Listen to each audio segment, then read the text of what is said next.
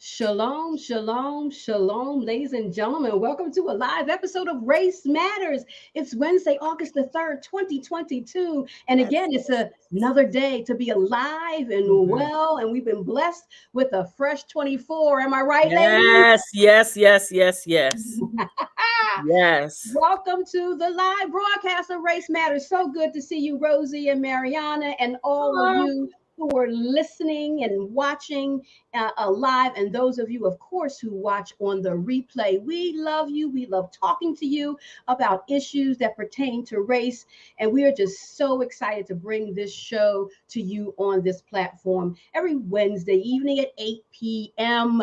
Please subscribe to the YouTube channel, like the Facebook page, click the notification bell so you'll be notified whenever we're on. And make sure when you click the notification bell, you click all so you don't even have to worry about whenever we're on. You get the notification every single time. We're on Tuesdays and Thursdays, 9 p.m., Wednesdays at 8 p.m. Different shows on those different days. But tonight, it's Race Matters. And tonight we're going to talk about how we conduct ourselves in the midst of racial profiling and in the midst of being stopped by the police. We all have right, different stories, some good, some not so good. right. And so we're going to share some of those tonight. And also, too, if you would like to come up and be a temporary guest, to share your story of how you have responded, if you have been racially profiled, if you've been stopped by the police. We want to bring you on to be Yes, a guest on the show tonight to just to share your story. And so our moderator, once we get to that segment of the show, she'll put the link in the chat, and you can come on and share your story about your engagement with the police. But we also too want to talk about some things if we haven't done things so say correctly, how we can go about engaging with the police in a more hopefully productive and effective manner. Although yes, we see sometimes it doesn't even matter whether you do things totally by the book, some things go awry. right, But we still want to do what we can on our end to correct. not be so provocative, let's just say. So none of the onus, if something goes down, is on us. So Right, that's what right, our right. conversation is tonight. And we are excited to bring that to you tonight. So, ladies, Yes, I know Mariana, she has said that she has more questions than actually feedback because she hasn't had much interaction, I guess, with the police. Have you, Mariana, or you just don't have any horror stories to tell? yeah, right. Right, right. Not so much like racial profiling in that way. Okay. And honestly, when I think about that, I know based on the things that I've learned from you two ladies, there's also like this balance of, there are times when I was curious around, well, is it possible to speak up for yourself, and then to learn that there's Mm. times best to be alive, right, to be safe. Right. I'm learning so much through that experience that, even as we talk tonight, how do we have this conversation in a sensitive and nuanced way? Because on one hand, when things, let's say, don't go well and someone did speak up, I don't think that the victim should be blamed for that, or the person of color Mhm. who tried to stand up for themselves. And yet, when we have this conversation, how do we not convey, that that's the message, that they did something, therefore that's why they received that. But we highlight the racism in it, and yet you know help people understand ways to be safe, while at the same time systemically we can advocate, right, for Mhm. people of color.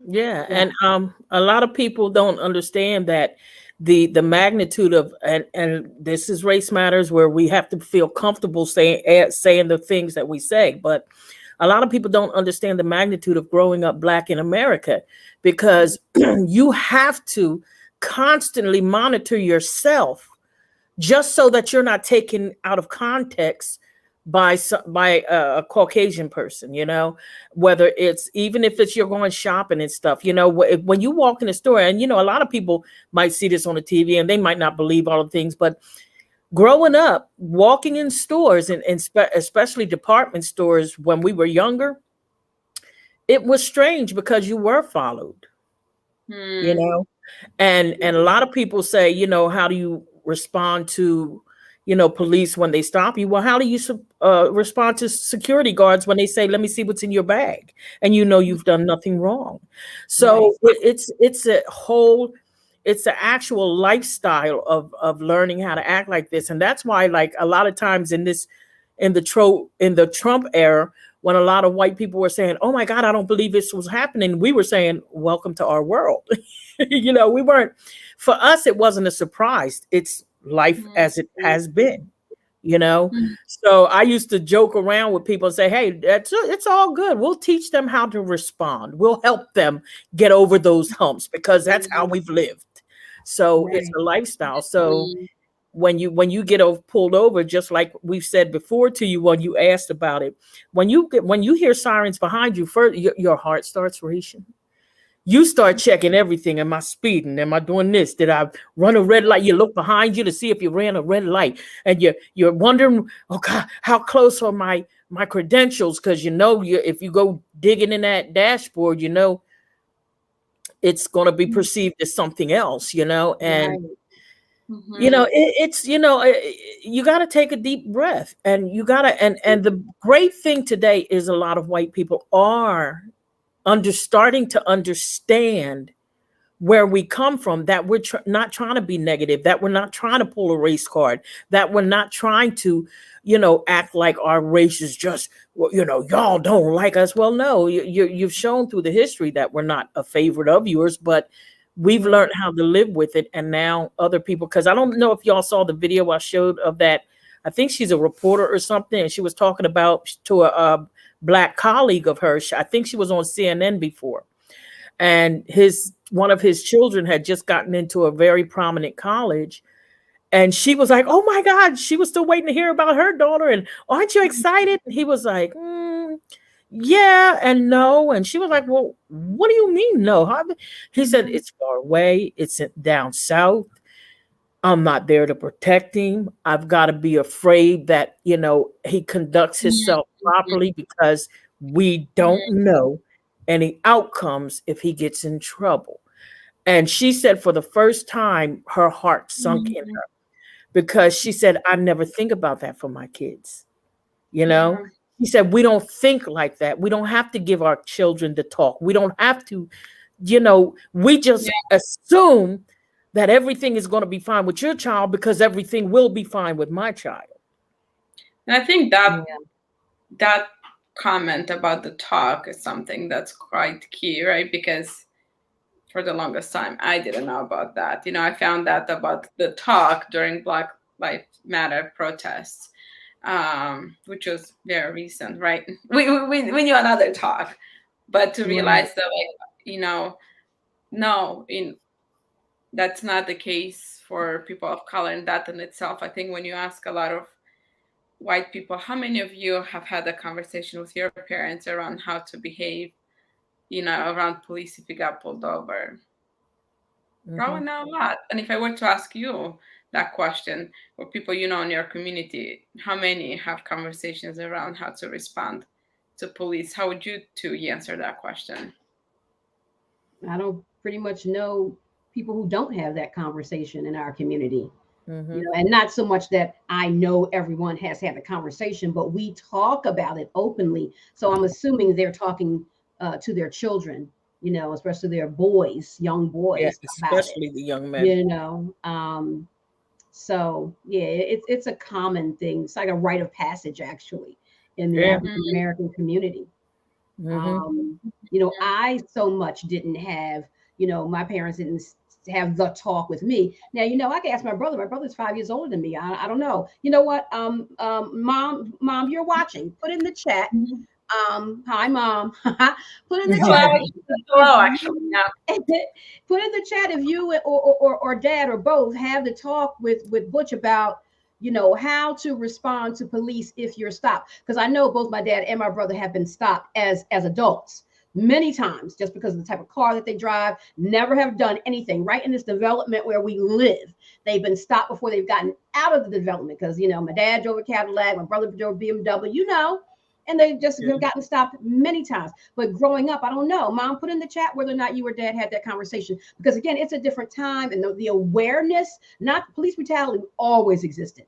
But how we go about it now, because of our awareness of things, social media, cell phones and whatnot, now we go about things differently. Even though things happen, then we go about it differently to protect ourselves more. Maybe we need to talk about these things. We need to inform our young teenagers and even adolescents or whatever, that there's a way to conduct yourself so you could come home at night, right? Yes. Even Yeah. if you say done something wrong, or the police officer is talking to you in a way demeaning or whatever, just yes sir, just so you can come home, right? Hmm. So Yep. Mama Netta, if you could put in the chat whether you or and or my dad had the conversation with my brother regarding how to conduct himself with the police when he was younger, let me know. Let us know. I know they didn't talk to me about it. And again, that was a different time.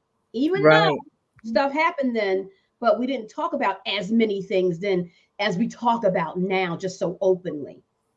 Mhm. So And that and I think it's because it was so accepted back then, and there was no recourse back then, with the social media. Now we have evidence of the injustices that is done toward Black Mm. people in general, not just Black men, Black people in general, Black women, young kids. I think the most disheartening things is when I see cars get pulled over with children in them, and you would never see. Now, I have never seen it. Let me rephrase that. I have never seen where the white children are pulled out of the car with their parents and all laid on the ground, even if they're 2 and 3 years old, all laying on the ground. That is so heart-wrenching, yeah, and that is just, to me, nobody that has compassion and a heart and a love for children and stuff, I don't see how you can do that, especially if you all are officers and you probably have kids of your own. Do you think you would like to see your children put 2-year-old or 3-year-old children, 7, 8-year-old children face down on the ground? How can you even, wrap that in your mind, except the fact that you see them as nothing, as you see them as, as a threat. as a threat. And just as it just baffles my mind, because when I Mhm. see children, especially if I see a child that's lost or hurt or scared, I'm ready to cry, because hey baby, what's the matter? It's just instinctive for Mhm. adults, a protectiveness in the adult to want to help that child. And here I've seen you all lay our children out on the ground with the parents. 2, 3-year-old, 8-year-old, 9-year-old. That's inhuman to me. Yeah, Absolutely. Absolutely. That part is so hard to watch, and it is. no sense. Mama Netta answered the question. She said, yes, yes.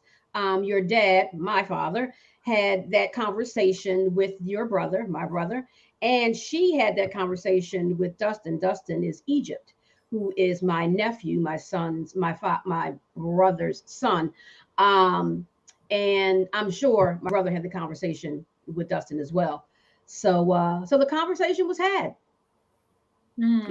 and Yeah. again, this is not uncommon. It's a rite of passage, Yeah. unfortunately, in the Black community, because it's something that we feel is necessary to keep ourselves and our loved ones safe. Mm-hmm. That's it, so Mm. they can come home alive, because Yeah. we know where we live, Mm-hmm. and we know the possibilities, just like Rosie talked about. I experience it too, and I'm sure many Black people experience it, and other people of color, I'm sure too, whether how much we are aware of it or not. But when the police sirens go off and they're somewhere near us or behind us, it doesn't even have to be about us. It's just like, oh my Mm. gosh, what am I doing? The first Yep. thing, looking at the speedometer, right? And then Yep. like what did I do? Oh my gosh, heart starts racing, like all the signs of anxiety. Ooh, Heart starts racing, you know what I mean? Thoughts just going every which way. So the almost heart almost racing, a panic attack happening. right? Almost a panic attack. Exactly. And it doesn't even have to be about you. It could be for somebody else. They'll But it's speed just right by how, you, go right right? by you, but you're still panicking. And then, Exactly. and then I don't know about you, Sharon, but then you're nervous driving the rest of the way home, because now you're Yeah. wondering. I don't know about Sharon, but then after that happens, I'm so I guess the panic had it hits me in such a way that now I'm very alert of my surroundings and trying to make Mm-hmm. sure I'm not speeding and following the rules of the road. Exactly. I mean, Almost when afraid to really just drive the rest of the way yeah, home. yeah, you actually, it actually affects the rest of your drive. And Mm-hmm. you just can't wait to get home. You just can't wait Right. because you're just hoping nobody, siren goes off to pull you over too. Mm-hmm. Because at the end of that conversation, they're going to try and say you did something wrong. And even if you did nothing wrong, they're going to give you my experience. You're going to get a ticket for something because they're not going to admit I just pulled you over because. So you're going to get, I've gotten tickets before and I know that I did nothing wrong. Well, but I'm going to give you a ticket for this. No, you're giving me a ticket because you have to explain why you pulled me over. So now you have to justify it and you're going to give me a ticket. Now, of course, I ain't going to go to court and fight over a $40 ticket or something like that. Just send a $35, $40. I don't even want to show up in the courtroom because then I'll be disrespected by the judge. I mean, that's how you feel. You'll go in front of the judge and stuff with them, and they'll just, they'll look at you as if you did something wrong too. There's no justice for me, so I'll just keep it moving. Yeah, Sad thing. Because all of that sounded like a trauma response, right? When we're talking about yes, racial trauma absolutely. with Dr. Walters too, because yes, I might have that reaction, because we don't want to pay a ticket. So initially, when you see lights or hear siren, there's a moment, where your heart starts to race and you think like, oh, am I speeding? But the moment you start to realize, no, I'm going okay, we're all there after somebody else, your heart goes back to normal. Similar to when, let's say, you're about to have an accident, someone breaks in front of you, immediately you brake and you might feel a little bit shaky, but within a few seconds or minutes, your heart goes back to normal and you forget about that. Like that's, I think, usually my experience with moments like that. I'm able to bounce right back after you see the cop passing by, or even like you get pulled over and right away you don't want to get a ticket, but then you're like, okay, well, what's the worst that can happen? If I get a ticket, then you kind of calm down within a short amount of time. But it seems like you're saying the rest of the drive, if not the rest of that day, you might be No, the panic is already set in. Yeah. And it's just like you don't know. It's already the time has already passed. The police officer is already gone, but because the panic has already set in, and we're still feeling it. You know what I mean? It's not like it goes away because the police officer goes away, right? It's still there, and going home is just like, I'm so nervous. This has happened to me. I'm just so nervous. And it's just like, I just can't wait to get home. Prayerfully, I'll make it home without having an accident because I'm so nervous, right? Yeah. And I haven't had any like bad encounters with the police, but it's the thought, I know what can happen. And this is the trauma response, just like you said, Mariana. I know what can happen because I've seen it so many times. We've all seen it. And so that picture, is implanted in my brain. And it's just like, you can't get rid of it.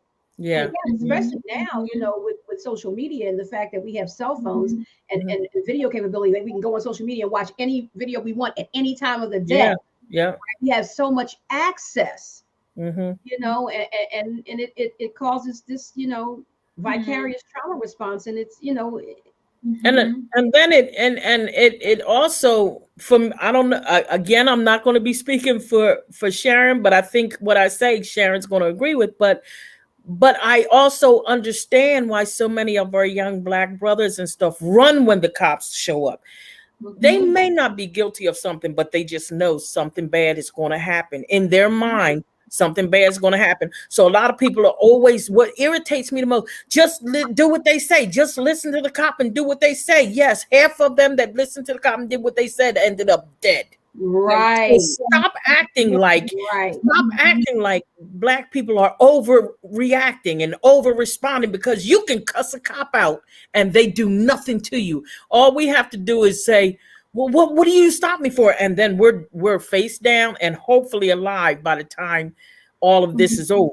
So we're not overreacting. It's survival mode. Survival mode. Right. And this is where I read an article about that. Rose, Yeah. even some black men were in articles like we might not even be guilty of anything, but we'll run because at least I have a chance of going home alive if I run, Yes. because maybe they won't catch me.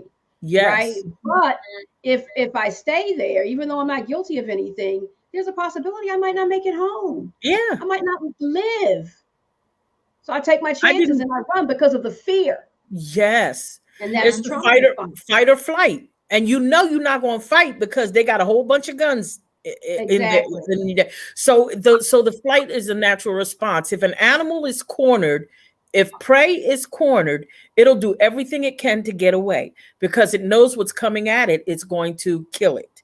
That's what happens to our people. When we see them coming, especially when we see multiple of them coming, it's like the more that comes, the more you say, oh crap, oh crap, oh God. And those of us that are saved will be like, Jesus, Jesus, Jesus, Jesus, Jesus, Mm-hmm. please, Lord God, please, Lord God, let nothing go crazy here, because we already know we're going to be disrespected before we even are talked to, And Uh, even when you say we might run, the rule is you don't shoot someone in the back if they're running away from you, and they're not armed and they're not pointing a gun at you, so because they're running and away. how But many it of our still doesn't men, matter when it's us, right? We how get many, shot in the back for running away. The young man listen, you just reported on a few weeks ago, Mariana, right? He was running away unarmed and they shot him, what, 60 times? yeah, I think, yeah, he was hit Right? that many times. He was shot at Yeah. more than that, but he was hit Right. But he was around hit about that, 60 you times. know? Yeah. So Yeah, I it's like, mean, and I've seen white people attack cops with weapons, knives and stuff, and the cops will be backing up. Sir, calm down, trying to de-escalate the situation, running around their car. I've seen it too. But I mean, the young lady, she said she didn't realize, that one that I was talking about, she said she didn't realize her white privilege until that happened with a friend. Well, that's what the thing is. Your privilege honestly makes you cocky. It makes you disrespectful. It makes you dare the cops to do anything when all we saying is, please, please, I'm doing everything you said, please. We're begging for our lives, even though we haven't done nothing, and yet you can approach them, chase after them, swing at them, and you might be brought down to the ground, or I mean, I don't know if you all saw, even, and we always look at it as far as us and the cops stopping us, but there was a black woman who was hired as a manager in a North Carolina police department. I think they said it was only 15 police officers in that precinct. Yeah, it was a small precinct. Small precinct. Black woman got hired to be their manager, and the whole precinct quit. But The whole precinct. Because they said they didn't want her to be their manager. Right. So the mindset, How sad is that? this How mindset sad is that? to look at a person of color and say, you're beneath me and I won't even work in an office that has you as my boss. I mean, oh my God, this is the mindset this is where policing started. That mindset is how policing started in these United States of America, to keep people of color in check. And that thing is still going on today, when you can have a whole police precinct quit because a black woman was hired to be their supervisor. Mm-hmm.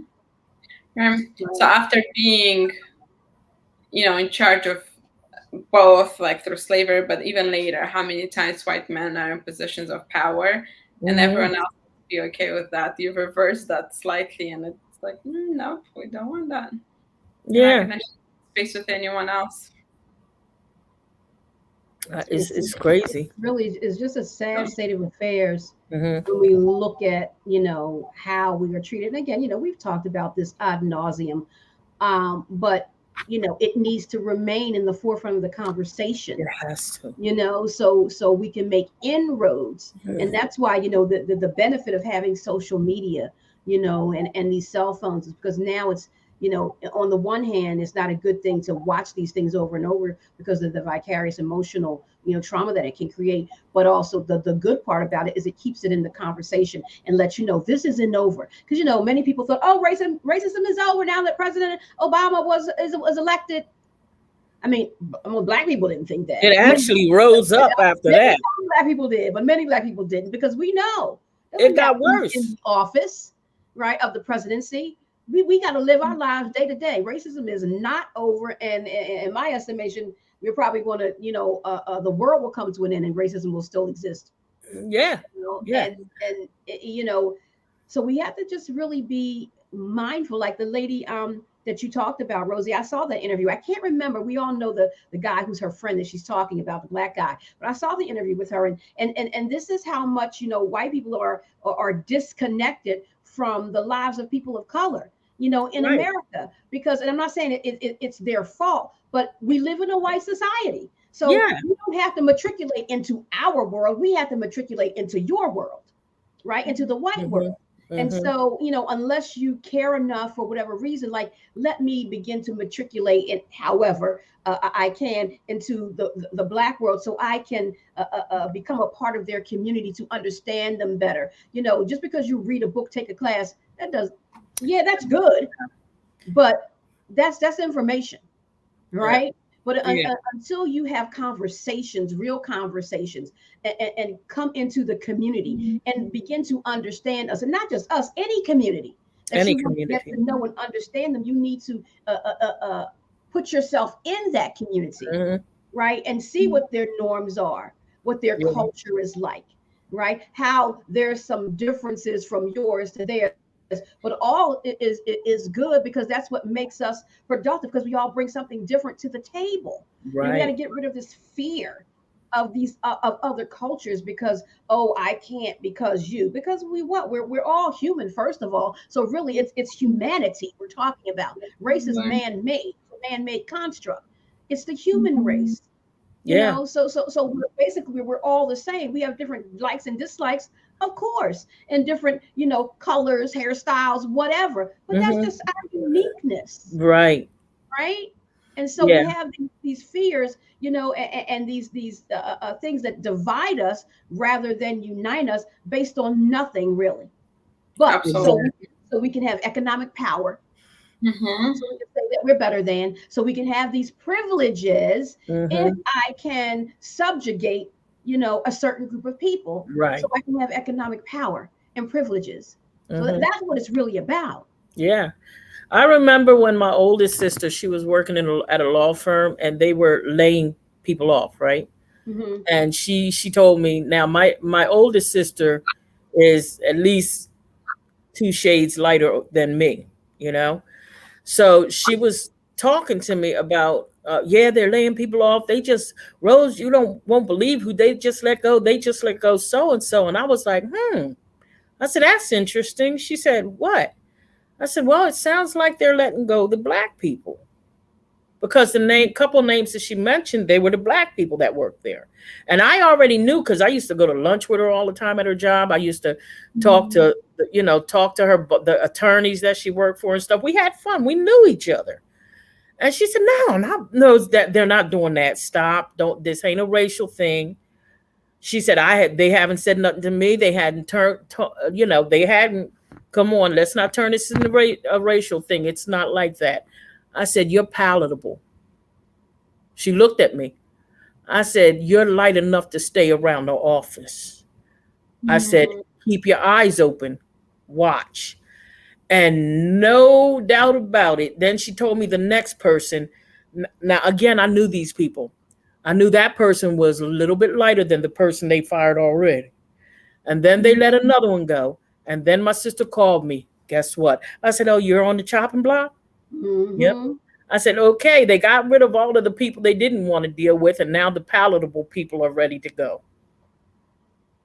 I said, you all should have a class action right now against that firm. I said, because they went by shades. Right. It's the reality. Yeah. So, if you're palatable, I can deal with you. But then when the rubber meets the road, I'll cut you off real quick. Because we have to make sure we're okay. We don't want to let them go because they're us. So we'll go with you all. We'll fire all of you all first. And then that was it. Right. So, and they had more experience than the people that were there. They were,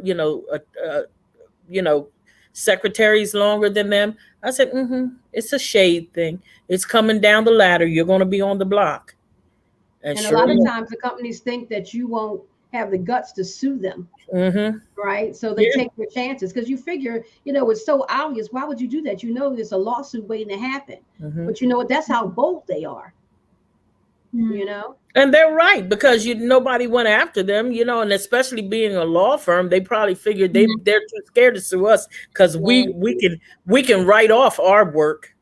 Well, and not even that. What other law firm is going to go up against this other law firm? Because just because, like, when you're in the same profession, you don't want to go up against, and not because you can't win, but it's just like it's a like the police department, they're brothers. Yes, So the lawyers are brothers, and the counselors, we're brothers and sisters. So it's like, I don't want to say anything bad about another counselor or whatever. So it's like, you find another law firm who's going to take your case to sue this law firm for, like you said, very unlikely. Right. Very unlikely. I've actually heard it. I've heard it from people saying they looked, but no one would take my case because it was another law firm, and the other lawyers didn't want to take it. Yep. So, so one of the questions that I have for the audience is, what are some of the examples that you might have of being stopped or racially profiled by police, and how did you engage with the police? Did you do things so-called the right way and it turned out well, or didn't turn out well? Or did you maybe not do things the so-called right way, and how did it turn out for you? And what we're going to do is I'm going to ask the moderator to put the link in the chat. And so if you actually want to come up on the panel with us to share your story about engaging with the police, you can. Now, there's some rules to that. It might sound obvious, but you have to be fully clothed. Right? You can't be in your night gear. Because I've seen it all watching these live shows. People get like, oh my gosh. Like, oh gosh, what's showing? You know what I mean? So you got to be fully clothed. And we don't use any profanity on our show. We keep everything as far as we call it above board. We raise the discourse, right? And you need to be able to verify your presence, who you are, via Facebook or however you sign on, because there is a thing where people come on and then they do these crazy things on air, and then you got to shut it down because now they're doing stuff or saying stuff that's inappropriate. So if you have any examples of being stopped by the police or racially profiled and how you dealt with it, the link will be dropped into the chat, and click the link and you'll be in our waiting room and we'll bring you up. Now, I particularly don't. I'm sorry, Rosie, what were you going to say? I was going to say, and I really want to ask anybody, any Caucasian people that are watching, please, you respond too. We want to know about your experiences, like when you got pulled over too. This isn't, when we do Race Matters, we're talking about all races, not just Black people race matters, but all people, all our race matters. Your ethnicity matters here. And we want to know how everybody, like if you've ever had a cop pull you over, did you ever experience panic? Did you ever think that you had to put your hands up and out the door and make sure you had everything? Or did you have to have it, your hands on the steering wheel so the cops could see it, or sitting on the dashboard, or hanging out just tell us your experiences too, because I think everybody needs to know how everyone responds or how they feel when cops are pulling them over. Are you afraid or are you indignant? What do you, and when the cop approaches you, how do you respond to them? How have you in the past responded to them? Did you tell them, what are you pulling me over for? You ain't got no right to pull me over. Or have you been one of the people that a cop pulled over and you say, I'm not answering questions, not answering questions, not answering questions, not answering questions. I've seen cops walk away from them. We ain't going to play that game, because we'll be answering questions at the precinct with a couple teeth missing, bleeding, if we're lucky, from being slammed on the ground face first. But we want everybody to join in the conversation, because we want everybody to understand how the differences are. And if you are Caucasian and you were profiled, please tell us, because there is no no bounds to where cops profile. They might profile you because you look like you're drunk. They might profile, excuse me for saying this, but they might profile you because they pulled you over and they say you look like a redneck. We don't know, because they have so many ideologies out there. And it's like, what is, you all are police. You're supposed to protect and serve. You shouldn't be approaching anybody in that kind of Unjustified. unjustified. Right. And of course, let me just say this, some of the things that we might say are generalizations. We don't mean Generalizations. it stands for everyone in Right. that category. So just so Right. we can be clear, I Yes. particularly don't have any examples of being stopped by the police and things going awry. I think I've been stopped by the police twice. Once my tail light was out and I needed to get it fixed. And he stopped me. So that was justified. And he gave me a ticket. You know, he wasn't the friendliest cop, but he didn't do anything wrong. And then I think I shared the other example on this show a while back. The cop was justified in stopping me because in New Jersey, that you know, it was an area I wasn't used to, and the stoplight situation was something that I wasn't used to. And there was an arrow, but it wasn't my arrow. I don't know. I was just confused, right? So I was just like, well, I'm kind of in the middle of the street, so I'm just going to go anyway. And so the cop, he stopped me and asked me where I was going. I was going to see an in-home client in the area that had never gone before. And I told him and everything. He was so nice. He was so nice. He said, you know, I said, yeah, I'm not, you know, familiar with this area. I'm kind of confused with that light. And so, you know, he, again, was very nice. And he told me that, asked me if I knew how to get where I was going. And I showed him, I said, well, I got the GPS on. So, you know, I figured it out. And I told him the street and he gave me directions, you know, verbally of how to get there as well. He did not give me a ticket, which he would have been justified in doing because I made an illegal left-hand turn, right? But he was very nice. It was helpful. And I could not have asked for a better interaction with the police. And I did say, you know, while I was talking to him, because it was probably obvious, I was like, I'm a little bit nervous. And he was like, I understand. He didn't say wow, but he gave me that look like, I get it. I know. Yes. I'm not one of them. You know what I mean? So I appreciate it. I was like, okay. But I was still like, you know, heart pounded out my chest, right? Because, but you know, he was the sweetest guy. And I was just so appreciative. Of course, after I pulled off, I was like, thank you, Jesus, right? I was just praying and thank God that the interaction was cordial. It was nice, you know what I mean? And you know, because he didn't have to behave that way, but praise God. You know what I mean? That he is an upstanding officer that recognizes that all the time is not a ticket isn't necessary or being mean isn't necessary. You know what I mean? It was a mistake. I'm unfamiliar with the area. It's just like, you know, just let her know and let her be on her way. You know, and then just that conversation with you, he realized that you were discombobulated. You were trying to find this place, and he saw that you weren't just somebody trying to break the law or do something wrong. And the sad part is there are so many good cops that have to walk on eggshells because they have to make sure that every person of color doesn't think I'm coming to do some harm to them. And, you know, and that's sad because, you know, for people to panic, like you could run from a good cop.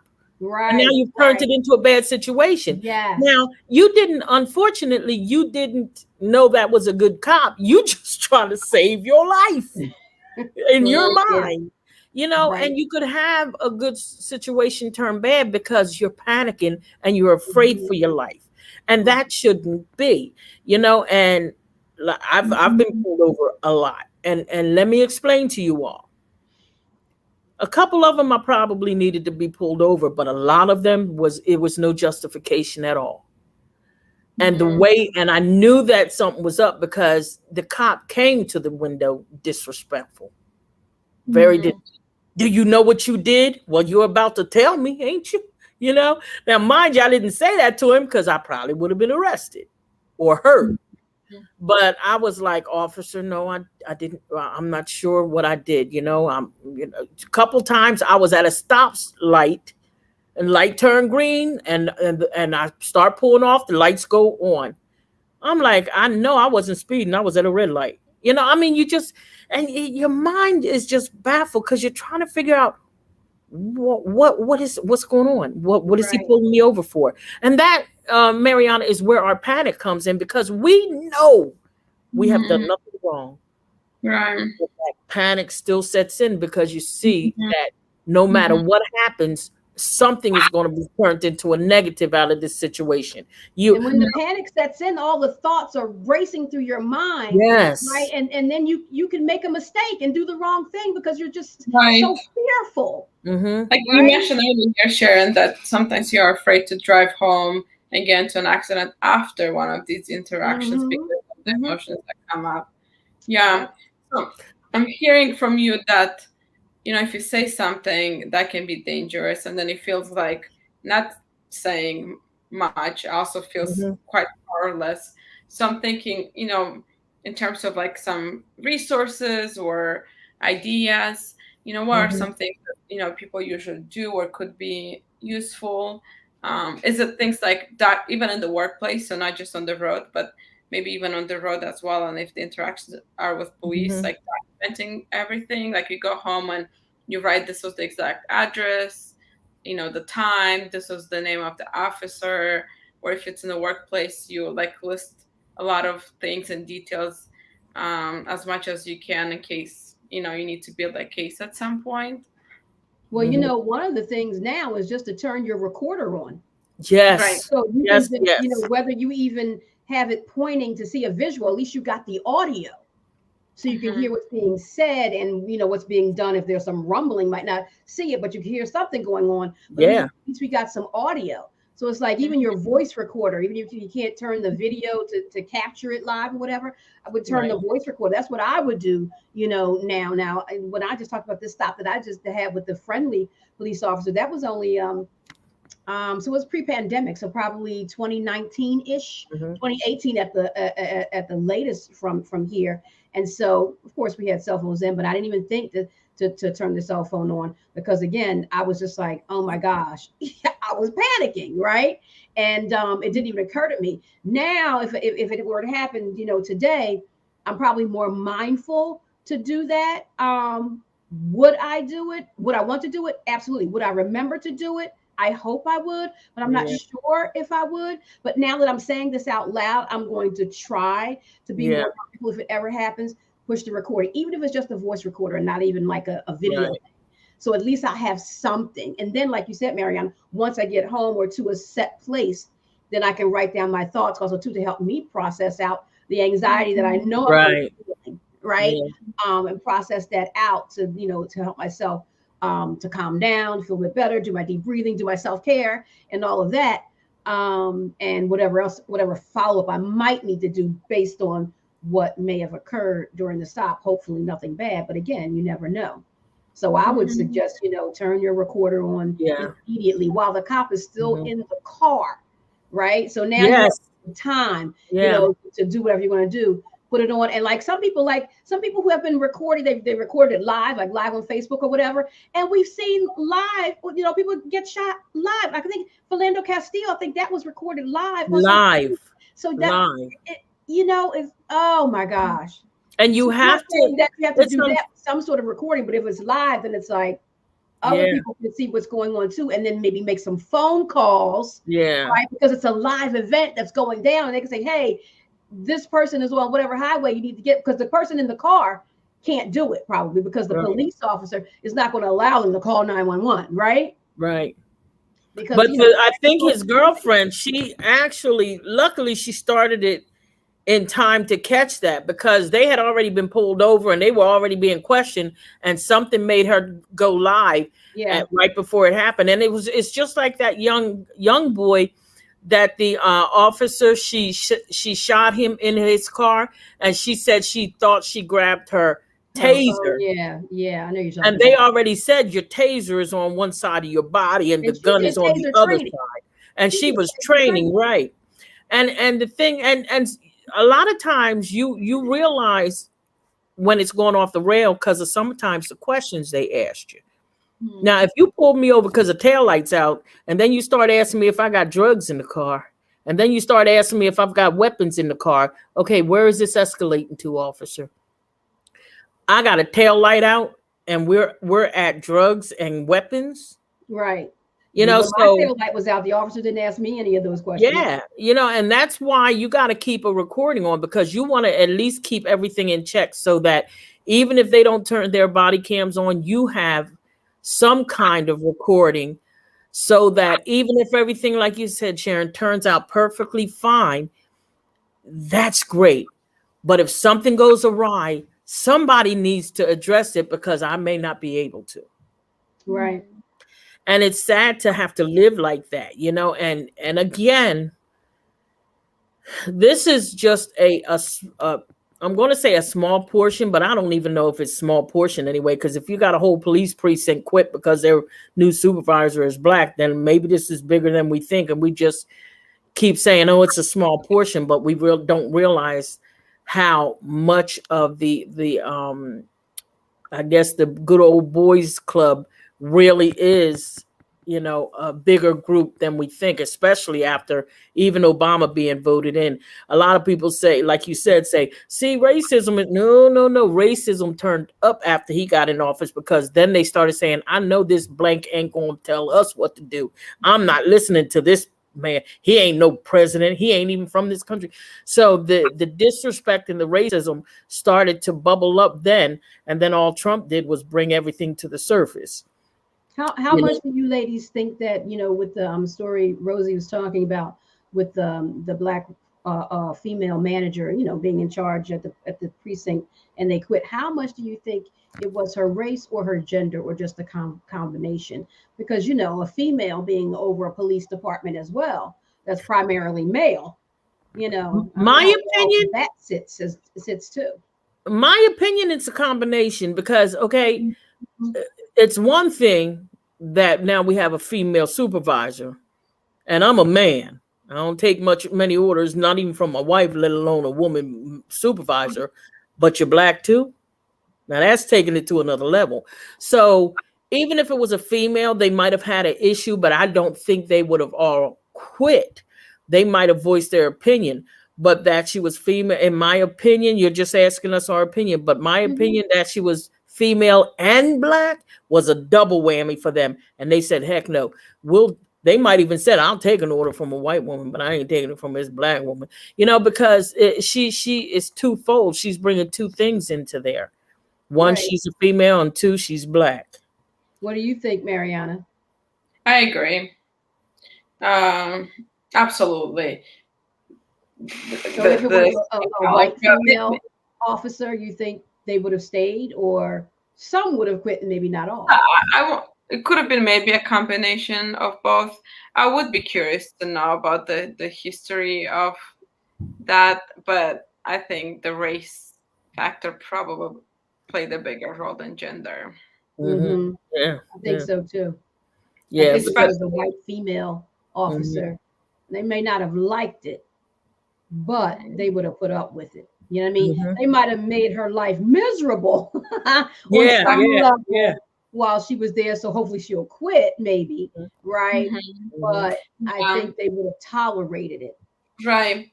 And it also made me wonder if they thought that was going to change someone's mind and unhire her. Right, exactly. All of them quit. So I don't think they realized that they were losing their job over this. I think they thought if we're all quitting, they're going to say, never mind. And then we might be invited back or something like that. And you know what? To hire who she wants to hire. Exactly. And on top of that, my opinion is, if they quit, then it should a bulletin should be sent to every police department in the United States of America that these police officers quit because of this situation, and they should not be allowed to get another job as a police officer. Security guard, go for it, but not police officer. Because you're letting your true feelings show. You should be able to work for and under anybody if you're good at what you do. Doesn't matter who's running the show. And do also, your job. So if you feel that way about the person who's managing you, how are you feeling about the people who you arrest who look like her? Yeah. Right? So now I want to look into if you've arrested any African Americans. Yeah, we have to. South, was it their fault or was it your racial bias? Right? So that should be looked into. Absolutely. And you know, I'm Yeah. so mad at myself. You said that. I wish I can't even remember, but I got to look for it. But there was a police officer who was fired for doing things to minorities, and then they started looking at all of his cases, Yes. Mhm. revisiting every one of the That's cases, and happened he a had few times. a number of times, and you know, and it's unfortunate. Yeah. But it's Mhm. necessary, It is and very they necessary. found things in the history of these people committing Mhm, these crimes, basically, right? mhm. Against people of color, that before it was just, Rosie, I think actually one of the times we did this show, you reported on an incident like that. I And when they actually look was back at his history, it's like, oh, this right. isn't the first time. Even with Derek Chauvin, the one who killed George Floyd, remember, Yeah, there was a 17-year-old, I think it was a yeah, 17-year-old young man who also, now they were going back to look into that. And I yep. think, that was a problematic one where it was actually unjustified how Mhm. he treated him. Right. And I think there was like you said, it's been a while, but the one that I remember talking about or bringing up was the one where the police, the young black guy was actually recording the police officer, and he recorded him throwing a bag, a bag. It had Coke or something in it in his back seat. He was checking the car, and he said, "Officer, I saw you throw that bag in my car. I saw you. I'm recording you.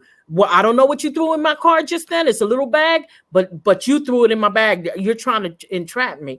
And luckily, he caught it, and they did start going back and getting a lot, so Yes, I many remember that cases now. Yep, of yep. young people, young black people that were arrested for having little dime bags or whatever it was in the back of their cars all the time. Oh, I found this Hmm. in their back seat. I found Right. this under their seat. And here he recorded the officer go in the back seat and go like this and throw the bag in there. Hmm. Oh, what is this Yeah. bag I feel? He said, "You what? The one you just threw in my back seat? Because I'm recording you, officer, and I got it on camera. I saw Hmm. you throw it in my car." And then they started looking at going back over all the cases of all the young people that said, "I didn't have drugs in my car. He's framing me. He's trying to set me up." But they couldn't beat it because the cops said, the officer said Right. he found it under his Exactly. seat. Yep. Mhm. And So yeah, many stories to luckily, tell. yeah, So many luckily, stories to tell. that's why, unfortunately, you got to just run the cameras at all times, because there's some Hmm. of the body cams, even if they're running them, they're cutting the recorders off. So you Yes. can see what they're doing, but you can't hear what's going on. And then they say, Hmm. "Oh, they start to threaten us and this and that and this and that," but you can't hear it because they cut the microphone off. Right. And And then just like, sometimes they cut the camera off, all the oh camera off yeah, altogether. It's like, yep. so why are you doing that? And then, after it's cut off, then Then it that's when comes, whatever happens and the person winds up dead or maimed or whatever. What's going on with that? That Well, can you had exactly the camera running the do whole it. time before that. yeah, Mhm. Make That it can make sense, people. be a big red flag when that happens. Yeah. And in hmm, cases Hmm. like this, right, with like throwing something, he could easily like look somewhere else with his recording and with his hand throw something, right? right, Whereas Yeah.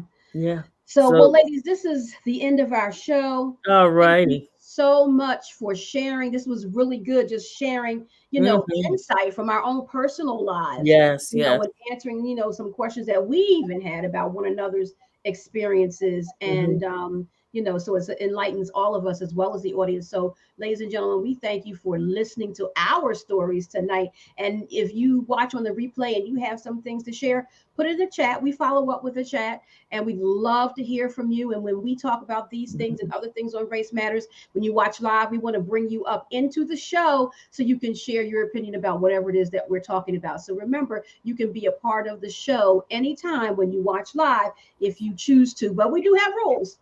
Don't be scantily clad. Oh, and we don't use profanity on this platform because we raise the discourse. And we want to, again, as our tagline says, this is a safe place to have the hard conversation. And what yes. makes it a safe place is how we speak to one another, how we treat one another, even in our differences. We don't have to agree, but we can speak to one another in love even while we disagree. So that's Hmm. what do here. So that's why we maintain that level of integrity with this show. And we want you to do the same and engage with us, because this is how we're going to move the agenda forward. We're not going to do it by arguing and fighting and all of that. We're going to do it in love. Right. Now we can get somewhere because we can hear one another. Because we don't have to fight about it just because we disagree. We just share different opinions. But when we talk about it, we gain an understanding that we didn't have before. Right. And you know the saying, when we understand one another, it's hard to dislike one another. Right. It's hard to dislike someone you understand.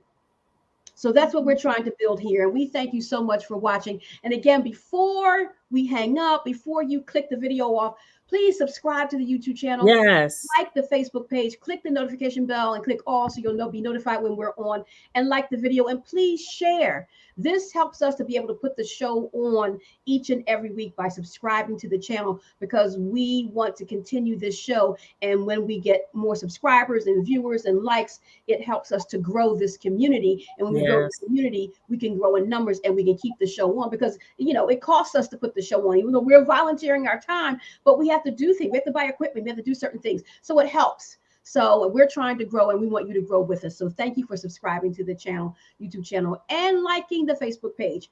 We love you so much. Thank you for taking your time out in the chat and watching on the replay and watching live. We will be back next week with a live episode of Race Matters on August the 10th. Thank you for joining us tonight. God bless you. Have a God week. Shalom. Shalom, everyone.